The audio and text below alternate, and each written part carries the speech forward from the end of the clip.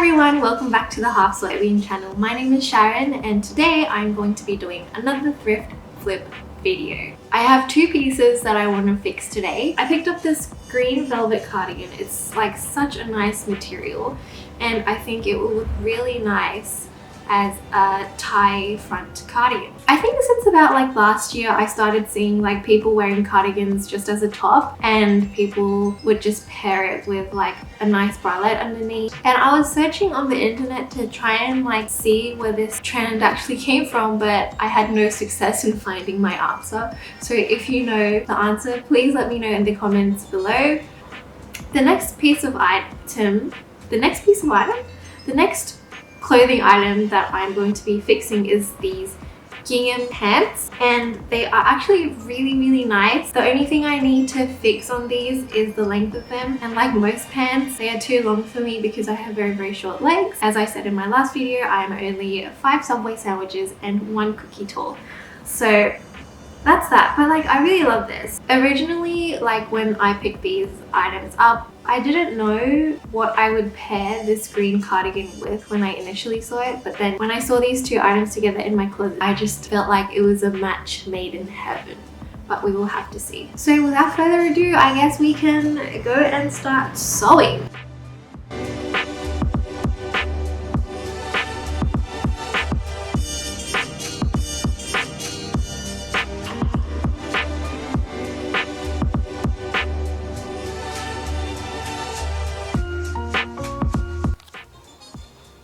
Okay, so I think what I'm going to do is crop it exactly at the pocket. I think that's going to be a good length for me. And the next point of action is to probably seam rip these panels that are on the inside of the edge of the garment so that I can reuse it. This is editing Sharon, who has quickly realized that her video has pretty much no dialogue in it, and it might just end up being a voiceover video, so I'm back here to talk a little bit about the challenges that I faced while I was sewing this cardigan. I'm here in my Pusheen pants.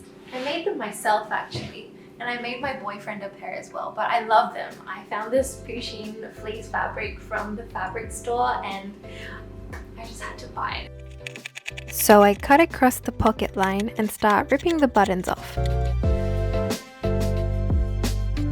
I'm a huge button hoarder, so I love that I could add these 4 to my collection. I started trying to just rip the seams apart because I wanted to avoid trying to use my seam ripper, but unfortunately that did not work in my favor and I had to go back to seam ripping the old-fashioned way. Okay, I'm not going to rip it like that anymore because it's ruining the lining. Very dusty. So I carefully seam ripped that inner panel. I don't even know if that's what it's called, but I'm gonna call it a panel, and I just took that off the cardigan. Can I just say, like, it was so freaking dusty. I think this is one of the reasons why I don't like working with knit fabrics as much, because fluff is quite unbearable for me. I think I still have little particles and fluffs in my lungs from that day. Then I marked where I wanted to trim the edge of the cardigan because I needed to get rid of those buttonholes. I should really buy some of those fabric markers because I'm using a Sharpie on fabric like some straight up savage. So I cut about 1 inch off the edge, but I regret cutting the back of the neck because I prefer how it was sitting on me before I made that cut.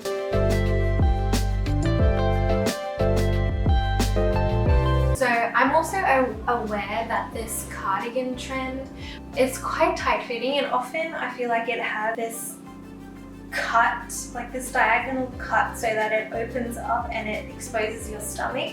But I actually didn't want that design. I'm actually very self-conscious of how my stomach looks, so I don't think I would have the confidence to wear something that exposes my stomach in that way. But I still really like the bow details, which is why I've added 2 actually, to make it a little bit more modest. I also seam ripped the pockets off to use the remaining fabric to make some ribbons.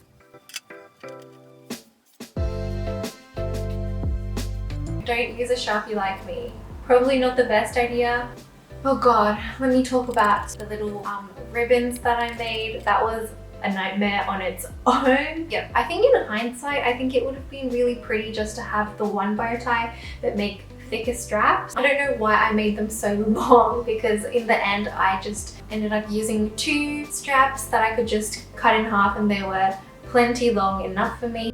I pretty much had to vacuum my table and clothes every 10 minutes because there was just so much fluff, but that sort of died down once I overlocked the edges. Oh my god. The overlocker was also causing me some issues. I think it's because I'm still a beginner and I don't fully know what I'm doing yet, but I had to spend like a good 20 minutes trying to rethread the machine because the tension was too high and they kept breaking. That took a bunch of my time as well. So I finished off all the raw edges of the cardigan with the overlocker.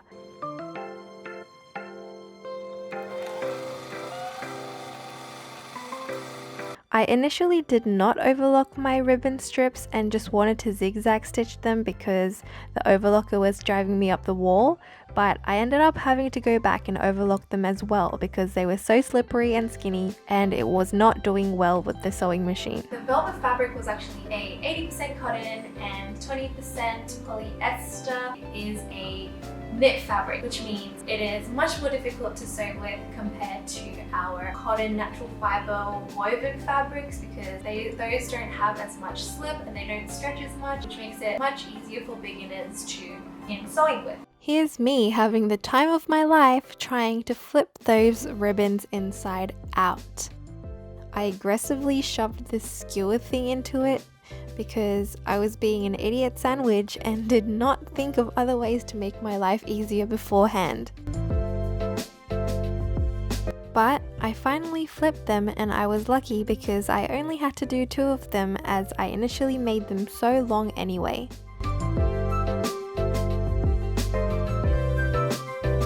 The ribbons turned out decent, and when scrunched up, it looks like a cute little baby snake. So it was time to reattach the panels back, but I realized because I trimmed the edge of the cardi, the original panel was going to be too small to fit around. I had to use an extra piece and sew that in, but don't make my mistake. Just seam rip everything before you cut because that would have just saved me a lot of time. So I'm adding the panels back in and wedging the ribbons where I want them in between so that it will look nice and clean from the right side. There were also buttonholes in those panels, so I just closed them back up with a zigzag stitch.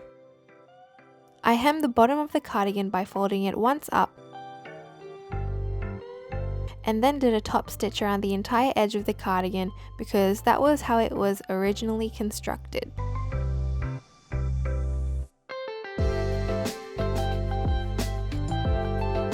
Okay, and of course my sewing box is just havoc. I sort of gave up being organized with my sewing box. Maybe I should make a video on organizing my sewing box. There's just way too much stuff in there. I've been hoarding like zippers and buttons and threads and everything, and it's just a mess. And I get anxiety every time I open it. I actually really love how the final product turned out. I think it looks really luxurious and I love velvet material. I know that velvet had like a whole movement a couple of years ago, but it sort of died down now. But that's okay, that's just how trends are. But I think it's more about finding your style rather than chasing trends. Even though this series is called Trendy Thrift Flip, I'm not necessarily a trend chaser, but I think when I find something pretty within the trends, then I will try to replicate that for you. What I really love doing with leftover fabric is just to make a matching scrunchie. I'm actually wearing it now as well. I love it. I love the velvet. I think it works perfectly. This is only my second thrift flip video, but I genuinely enjoy doing them so much, and I'm so happy that I have the privilege of owning sewing machines. I'm also so grateful that I'm able to share my sustainable fashion journey with people. I literally worked on that cardi from about 9 to 5 and my back was really sore. It makes me really thankful to whoever made most of my clothes because chances are they didn't get paid a lot to do that work.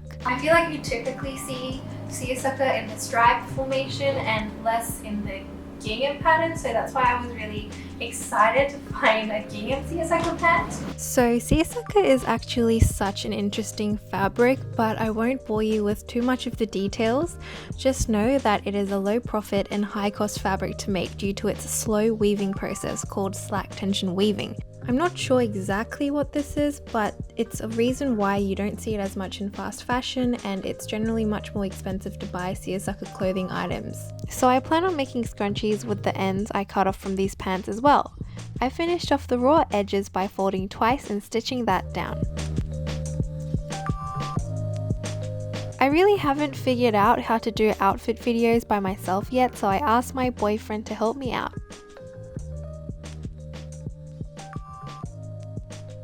Girls love cookies.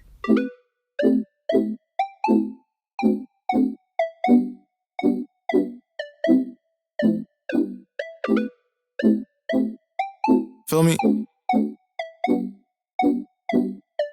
Yeah, she my peanut butter jelly snack, pull it, ride, busky, painting. That's my sunshine when it's raining. That's my boo, yeah. When I'm all alone, she pull through. So when I catch that wave, we gon' move. But then again, we probably won't, cause I know she like to stay at home. And she probably gon' shoot me dead before the devil try to take my soul. Yeah, I call that love. Thank you so much for watching, and I will see you in the next trendy thrift flip.